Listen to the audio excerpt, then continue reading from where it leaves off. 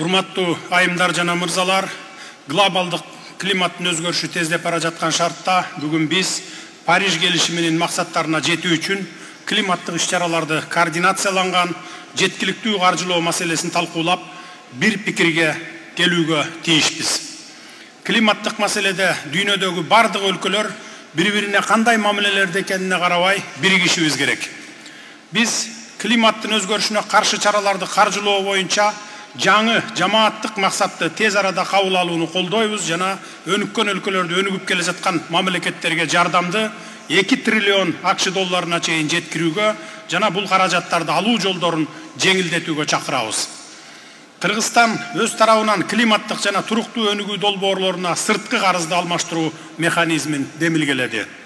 Биз мамлекеттик тышкы карызды конкреттүү жашыл долбоорлорго алмаштыруу аркылуу реструктуризациялоону сунуштайбыз. Анын ичинде Кыргызстанда түзүлүп жаткан климаттык трасттык фондун механизмин пайдалануу менен экология жана туруктуу тоо өнүгүүсү тармагындагы долбоорлор каржыланат.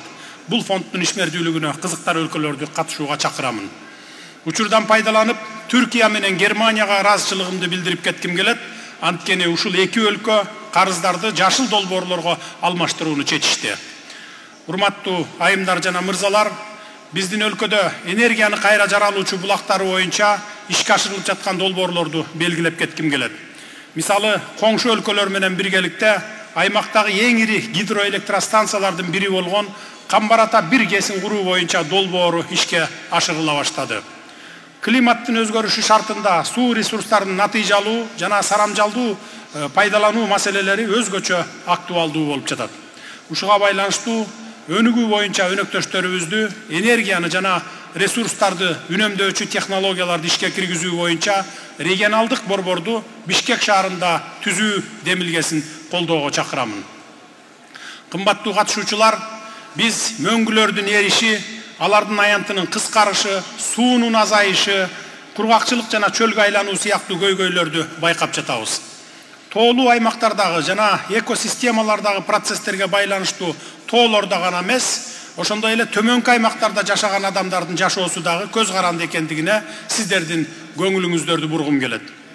Региондогу суу ресурстары климаттын өзгөрүшүнө байланыштуу жылдан жылга азайып, суу энергетикалык жана азык-түлүк коопсуздугуна жана жалпы эле бардык өлкөлөрдүн социалдык экономикалык абалына терс таасирин тийгизүүдө. Тоолуу аймактарды туруктуу өнүктүрүү маселесинин маанилүүлүгүн эске алып, БУнун башкы ассамблеясы биздин демилгебиз менен 77-чи сессиясында тоолорду туруктуу өнүктүрүү резолюциясын кабыл алып, анын алкагында 2023-2027 жылдар тоо аймактарын өнүктүрүү боюнча аракеттердин 5 жылдыгы деп жарыялады. Бардыгыңыздарды тоолуу 5 жылдыктын жыйынтыгын чыгара турган 2027 жылы Кыргызстандагы Бишкек +25 экинчи глобалдык тоо саммитине чакырамын.